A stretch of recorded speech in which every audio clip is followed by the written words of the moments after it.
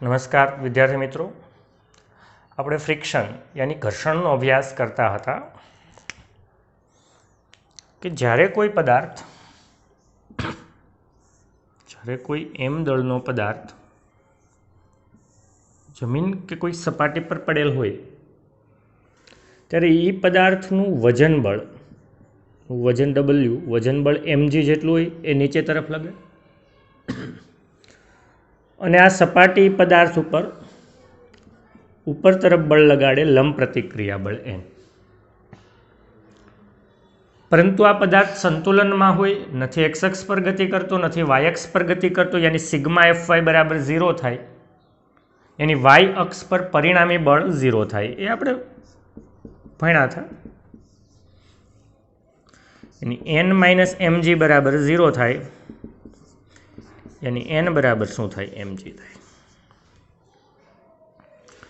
પરંતુ જો હું આ પદાર્થને ધનેક્ષ અક્ષની દિશામાં બળ લગાડું પરંતુ પદાર્થ ગતિ નહીં કરે, કારણ કે આ પદાર્થ અને સંપર્ક સપાટી વચ્ચે પદાર્થની અપેક્ષિત ગતિનો વિરોધ કરતું એક બળ લાગે અને એ બળ એટલે કેવું કહેવાય? ઘર્ષણ બળ. અને જ્યારે પદાર્થ સ્થિર હોય ત્યારે જે ઘર્ષણ બળ લાગે ને કહેવાય સ્થિત ઘર્ષણ બળ.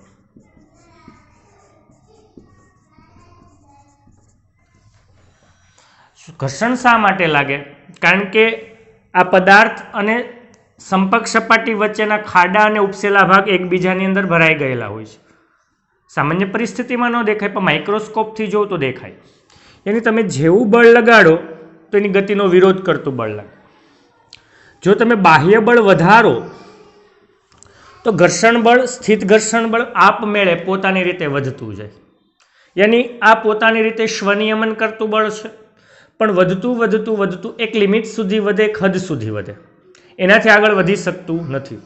યાની કે અહીંયા એક મહત્તમ સ્થિત ઘર્ષણ બળ લાગતું હોય અને જો એ મહત્તમ સ્થિત ઘર્ષણ બળથી વધારે તમે બાહ્ય બળ આપી દો તો પદાર્થ ગતિ કરવાની શરૂઆત કરી દે. અને આ મહત્તમ સ્થિત ઘર્ષણ બળ Fs મેક્સિમમ એ પદાર્થના ક્ષેત્રફળ પર આધાર નથી રાખતું, એ લંબ પ્રતિક્રિયા બળના સમપ્રમાણમાં આવે. માટે ઇમ્પોર્ટન્ટ સૂત્ર Fs maximum is equal to μSn, જ્યાં μs ને સ્થિત ઘર્ષણાંક કહે છે. યાની આ સંપર્ક સપાટી અને આ પદાર્થ વચ્ચેનો સ્થિત ઘર્ષણાંકને કહેવાય μs અને એનું મૂલ્ય 0.01 થી લઈ અને 1.5 સુધીનું હોય. એને કોઈ એકમ નથી, એને કોઈ પરિમાણ નથી. યાની સ્થિત ઘર્ષણાંક પરિમાણ રહિત છે, એકમ રહિત છે. યાની સ્થિત ઘર્ષણાંકની ડેફિનેશન આપવી હોય તો મહત્તમ સ્થિત ઘર્ષણ બળ અને લંબ પ્રતિક્રિયા બળના ગુણોત્તરને સ્થિત ઘર્ષણાંક કહે છે. એનું મૂલ્ય દ્રવ્યની જાત અને સપાટીના પ્રકાર ઉપર આધાર રાખે. ઇમ્પોર્ટન્ટ, મ્યુએસનું મૂલ્ય દ્રવ્યની જાત અને સપાટીના પ્રકાર પર આધાર રાખે. તો આ હતું સ્થિત ઘર્ષણ. પરંતુ જો બાહ્ય બળ Fs મેક્સિમમ મહત્તમ સ્થિત ઘર્ષણ બળ કરતાં વધારી દઉં તો પદાર્થ છે એ ગતિ કરવાની શરૂઆત કરી દે. હવે પદાર્થ ગતિ કરશે. એની જ્યારે પદાર્થ ગતિ કરતો હોય ત્યારે પદાર્થ અને સંપર્ક સપાટી વચ્ચે ઘર્ષણ બળ લાગે, પરંતુ એને કહીશું ગતિક ઘર્ષણ બળ. એને શું કહીશું? ગતિક ઘર્ષણ બળ. અને હા, આ ગતિક ઘર્ષણ બળ સ્થિત ઘર્ષણ બળ કરતાં તો ઓછું જ હોય. યાની કે મહત્તમ સ્થિત ઘર્ષણ બળ કરતાં ગતિક ઘર્ષણ બળ ઓછું હોય. યાની કે હું જો આલેખ દોરું ને બાહ્ય બળ વિરુદ્ધ ઘર્ષણ બળનો, સ્થિત કે ગતિક ઘર્ષણ બળનો, તો પહેલા બાહ્ય બળ અને સ્થિત ઘર્ષણ બળ સમપ્રમાણમાં, પછી મહત્તમ બને અને ત્યારબાદ જ્યારે પદાર્થ ગતિની શરૂઆત કરે ત્યારે ગતિક ઘર્ષણ બળ છે એ સ્થિત ઘર્ષણ બળ કરતાં, મહત્તમ સ્થિત ઘર્ષણ બળ કરતાં ઓછું થઈ જાય છે. આ ગતિક ઘર્ષણ બળ પણ ક્ષેત્રફળ પર, સપાટીના ક્ષેત્રફળ પર આધાર નથી રાખતું, એ પણ લંબ પ્રતિક્રિયા બળના સમપ્રમાણમાં. જેનું સમપ્રમાણતા અચળાંક લઉં તો μkn यानी म्यू के गतिक घर्षणांक ने डेफिनेशन आपी होय, व्याख्या आपी होय तो गतिक घर्षण बल और लंब प्रतिक्रिया बलनो गुणोत्तर ने कहेवाय गतिक घर्षणांक।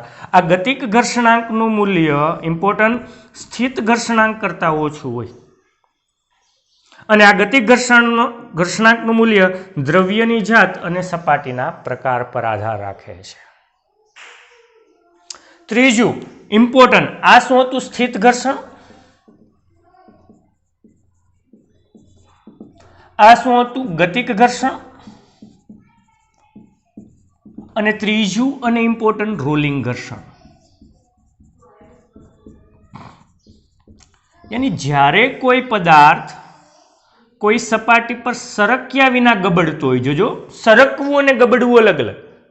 ज्यारे कोई लपसे ए सरकवुं कहेवाय। सपोज के आ पदार्थ आवी रीतना गबड़तो नथी, मात्र सीधे सीधो सरके तो एवुं नथी कहेतो हुं, परंतु ज्यारे कोई पदार्थ सरक्या विना गबड़तो होय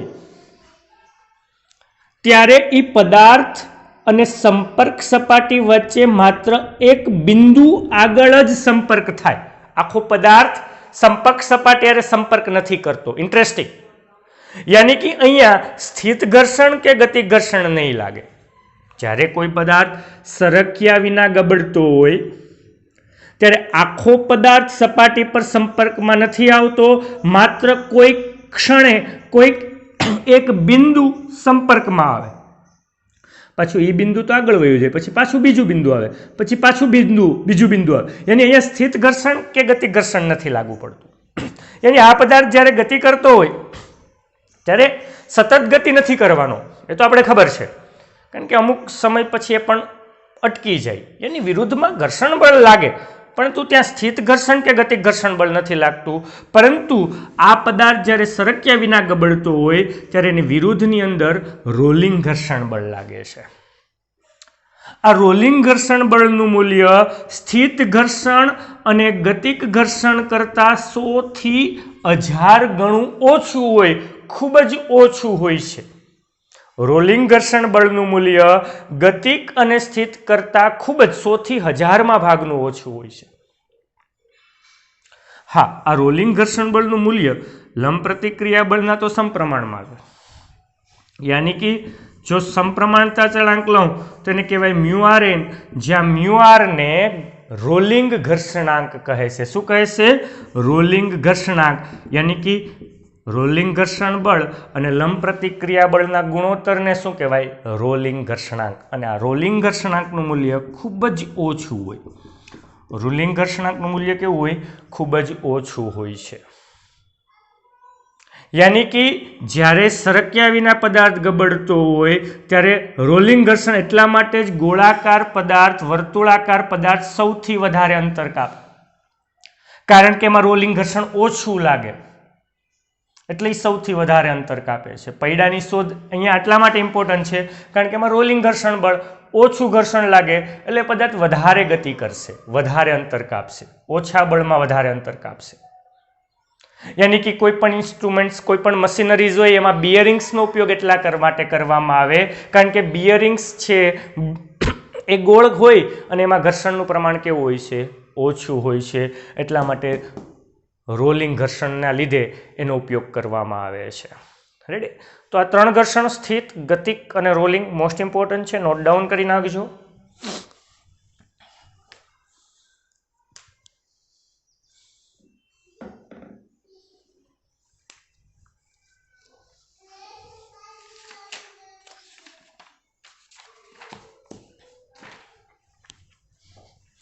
नेक्स्ट इम्पोर्टન્ટ टॉपिक है घर्षणना लाभ और गैरलाभ।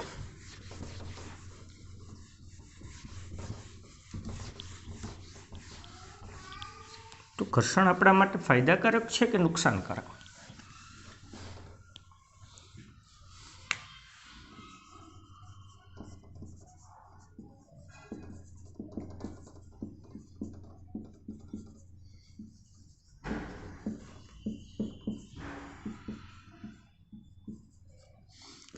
तो कहूँ लाभ कहूँ कि फायदाकारक कहूँ अने गैरलाभ कहूँ नुकसानकारक कहूँ। तो कि भाई जेम सिक्का ने बे बाजू होय एम घर्षणना लाभ अने गैरलाभ बंने होवाना। ઓકે, ઘર્ષણનો લાભ શું ફાયદાકારક કે ભાઈ ઘર્ષણ છે તો હું ચાલી શકું છું. જો ઘર્ષણ જ નહીં હોત તો ચલાવીને લપસી જવાય. ઘણી વાર તમે અનુભવ કર્યો હોય, ક્યારેક કોઈ સાબુ કોઈ ટાઇલ્સ ઉપર હોય, કે સાબુવાળું પાણી હોય, કે કેળાની સાલ હોય, તો તમે શું કરો? ચાલી ન શકો, તરત લપસી જાઓ. કારણ કે ઘર્ષણ નથી લાગવાનું, અને ઘર્ષણ ન લાગે તો તમે ચાલી નથી શકતા. અહીં હમણાં વ્હાઇટ બોર્ડ ભૂસ્યું મેં, પણ જો ઘર્ષણ જ નહીં હોત તો વ્હાઇટ બોર્ડ ભૂસાય. તો એના માટે ઘર્ષણ લાભકારક છે. તમે સાયકલ લઈને કે બાઇક લઈને જતા હોય, સામે કોઈ વાહન આવે તો શું કરો? બ્રેક મારો. બ્રેક મારવાના કારણે ઘર્ષણ થાય, ઘર્ષણના કારણે પૈડું ધીમું પડે અને ગાડી રોકાઈ જાય. અને જો બ્રેક જ ઘર્ષણ જ નહીં તો બ્રેક જ ન લાગે, ને બ્રેક ન લાગે તો એક્સિડન્ટ થઈ જાય. તો એના માટે ઘર્ષણ લાભકારક છે. તો આવી અસંખ્ય વસ્તુઓ છે કે જ્યાં ઘર્ષણ ફાયદાકારક છે, લાભકારક છે, જ્યાં ઘર્ષણ આપણે હોવું જરૂરી છે.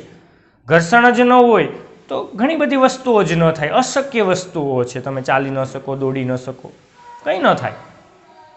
ગેરલાભ શું? તો કે ભાઈ ઘર્ષણના લીધે જ ઉષ્મા ઉર્જામાં વ્યય પામે. દાખલા તરીકે આ બિયરિંગ્સ છે એ ફરતા હોય, અને જો ઘર્ષણ વધારે હોય તો ઘર ઘર ઘર અવાજ આવે પંખામાં ને, કારણ કે ઘર્ષણ વધારે છે. તો ત્યાં ઘર્ષણ નુકસાનકારક થયું. બીજું ક્યાં નુકસાનકારક? કે ભાઈ મોટરસાઇકલની અંદર આપણે પેટ્રોલનું દહન શા માટે વધારે થાય? કારણ કે બાહ્ય બળ આપવું પડે એન્જિન મારફત. કારણ કે ઘર્ષણના કારણે વિરુદ્ધ દિશાની અંદર ઘર્ષણ લાગવાનું છે, અને એ ઘર્ષણના કારણે ગાડી ધીમી પડે, અને ધીમી ન પાડવી હોય તો બહાર બળ આપવું પડે. એટલા માટે આપણે એન્જિન ચાલુ રાખવું પડે. જો ઘર્ષણ જ નહીં હોત તો એક વખત ખાલી ગાડી ચાલુ કરી દીધી હોત, પછી પેટ્રોલ ડીઝલનું જોઈએ જ નહીં, દહન જ ન કરવું પડે, ગાડી સતત અને સતત ચાલ્યા કરે. હા, તો પાછો પ્રશ્ન થાય ને, તો બ્રેક મારવાનું હોય તો શું થાય? તો ઘણી જગ્યાએ ઘર્ષણ લાભકારક છે, ઘણી જગ્યાએ ગેરલાભકારક છે. બંને છે, એના ફાયદા છે અને એના નુકસાન છે. પરંતુ ઘર્ષણ થાય છે અને તમારે ઓછું કરવું, તો ઘર્ષણ ઘટાડવા માટે ના ઉપાય શું?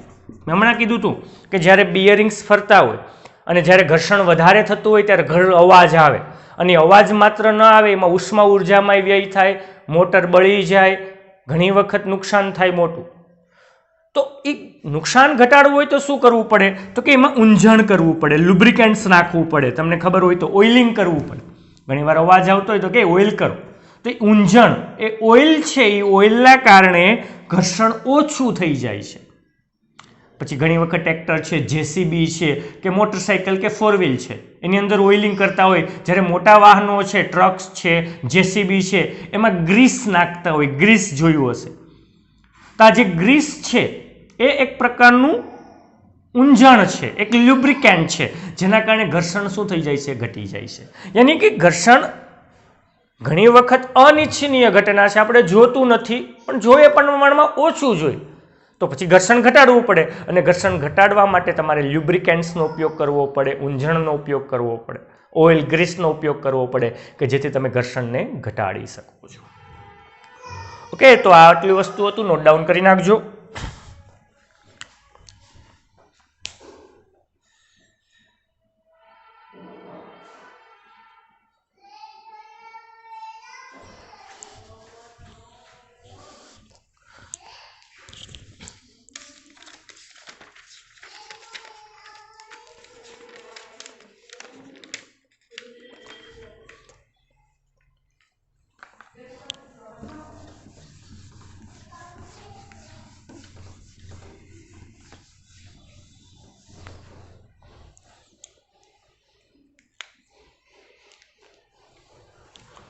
ઓકે, નેક્સ્ટ ટોપિક છે એક બિંદુગામી બળો કોને કહે છે?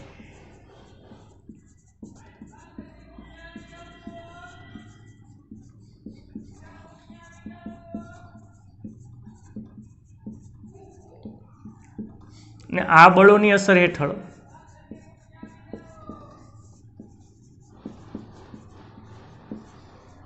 કણનું સંતુલન સમજાવો.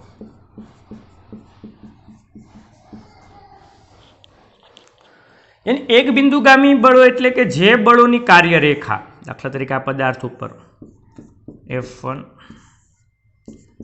F2 F3 અને F4 આ બધાયની આ બળ છે તો એની આ કાર્યરેખા થઈ, આ F2 છે તો એની કાર્યરેખા થઈ, આ F3 છે તો એની કાર્યરેખા થઈ, આ F4 છે તો એની કાર્યરેખા છે. એની જે બળોની કાર્યરેખા એક જ બિંદુમાંથી પસાર થતી હોય એવા બળોને એક બિંદુગામી બળો કહે છે. દાખલા તરીકે બીજું ઉદાહરણ આપું. F1 છે, F2 છે, F3 છે અને F4 છે. તો એક બિંદુગામી કહેવાય. હા, કારણ કે બધાયની કાર્યરેખા એક જ બિંદુમાંથી પસાર થાય છે તો એને કહેવાય એક બિંદુગામી બળો.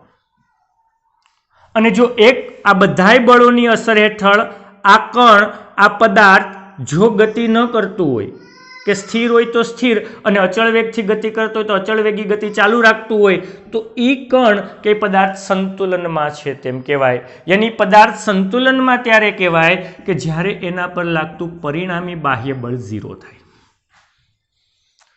પરંતુ આની ઉપર એક્સ અક્ષની દિશામાં બળો લાગે છે, વાય અક્ષની દિશામાં, અને બળ સદિશ છે એનો મતલબ એક્સ દિશામાં લાગતું પરિણામી બળ શૂન્ય હોવું જોઈએ અને વાય દિશામાં લાગતું પરિણામી બળ શૂન્ય હોવું જોઈએ. यानी कि सिग्मा fx0 यानी x दिशामांना बळोनो सरवाळो 0 सदिश सरवाळो 0 यानी f1 माइनस f2 बराबर शुं थवा जोईए 0. y दिशामांना बळोनो सरवाळो सदिश सरवाळो 0 यानी f3 माइनस f4 बराबर केवा थवा जोईए 0. यानी f1 बराबर f2 અને f3 बराबर f4 होय तो आ पदार्थ के आ कण संतुलનમાં છે તેમ કહેવાય. यानी कि જ્યારે આપણે બળની વાત લઈશું ત્યારે x દિશામાંનો સરવાળો સદિશ સરવાળો 0 અને y દિશામાંનો સદિશ સરવાળો 0 તો એ કણ સંતુલનમાં છે તેમ કહેવાય. દાખલા તરીકે એક ઉદાહરણ આપું. આ એક પદાર્થ છે,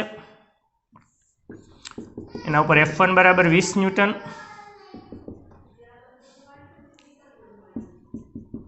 F2 બરાબર 15 ન્યૂટન.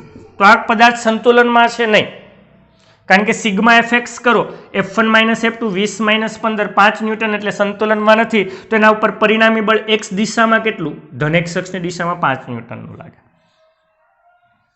દાખલા તરીકે આમ કહો 2 કિલોગ્રામનો પદાર્થ છે તો પ્રવેગ મેળવો તો a બરાબર શું થશે? f upon m. પણ x દિશામાં એટલે sigma mx fx upon m. તો x દિશામાંનું પરિણામી બળ F1 માઇનસ F2 20 માઇનસ 15 એટલે 5/2 એટલે 2.5 મીટર પ્રતિ સેકન્ડ સ્ક્વેર થશે. દાખલા તરીકે અહીંયા 20 ન્યૂટન હોય તો પ્રવેગ કેટલો? તો કે 20 માઇનસ 20 0 તો પ્રવેગ 0. यानी प्रवेग 0 तो ये कण संतुलનમાં છે તેમ કહેવાય.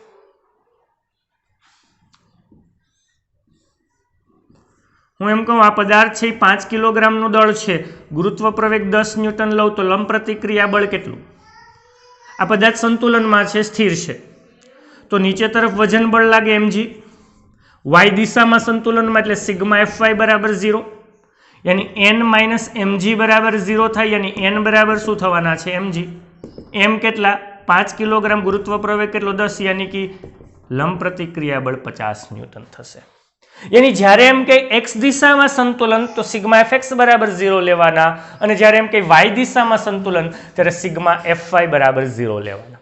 તો આ ઇન્ટરેસ્ટિંગ છે, ઇમ્પોર્ટન્ટ છે. ઓકે, નોટ ડાઉન કરી નાખજો.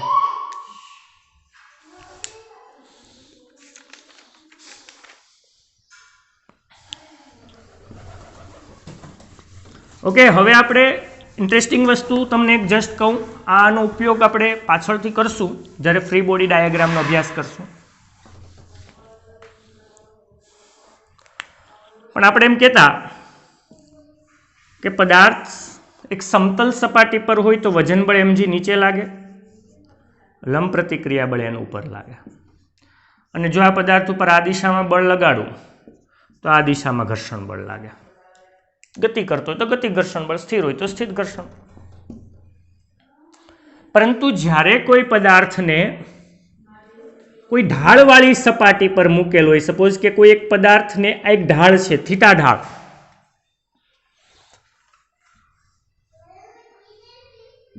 તો આ m દળનો પદાર્થ એની ઉપર મૂક્યો હોય તો એ પદાર્થનું વજન બળ mg નીચે તરફ લાગવાનું છે, ડાયરેક્ટ નીચે તરફ, સપાટીને નીચે તરફ mg લાગે કે નહીં?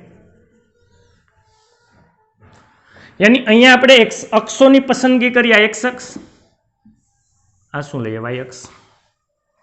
તો અહીંયા વજન બળ mg ના બે ઘટક થાય. ઇન્ટરેસ્ટિંગ છે, આનો બહુ મોટો ઉપયોગ આવશે. જો આ ખૂણો થીટા હોય, ઇન્ટરેસ્ટિંગ, જો આ ખૂણો થીટા હોય, આ 90, આ થીટા હોય તો આ કેટલો થશે? 90 માઇનસ થીટા. હું આને ગણી શકું, આમ આ રીતને ગણી શકું. આ થીટા જ થયો, તો આ 90 માઇનસ થીટા થયો. અને આ લંબ છે તો આ કેટલો થવાનો? થીટા. ઇન્ટરેસ્ટિંગ. જો આ થીટા શા માટે લીધો?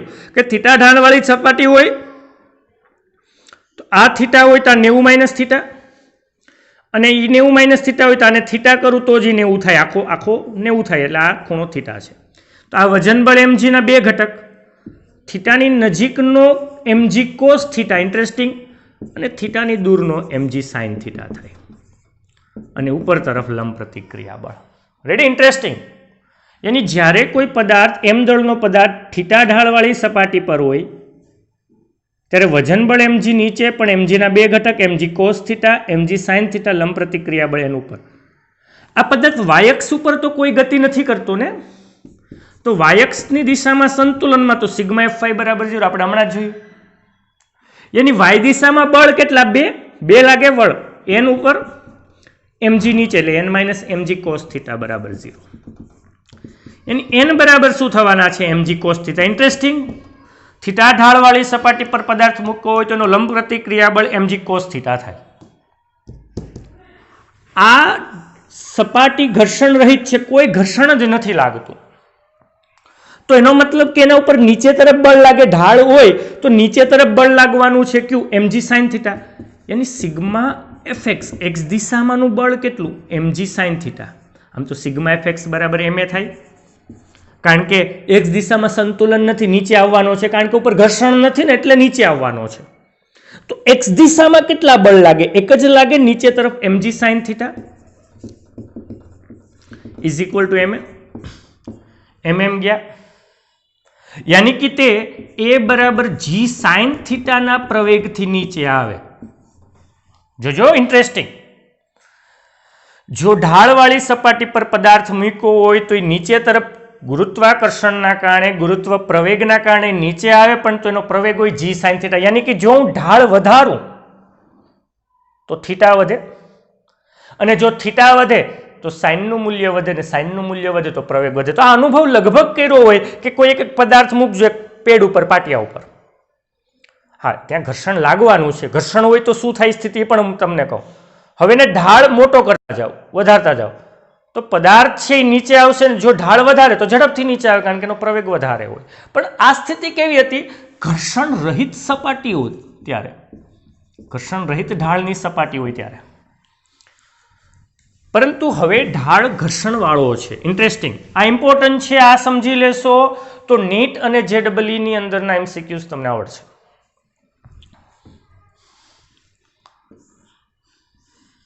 આ થીટા છે, આ m દળનો પદાર્થ ઢાળવાળી સપાટી પર મૂક્યો, પણ હવે આને ઘર્ષણ છે, તો ઘર્ષણ વાળી સપાટી છે.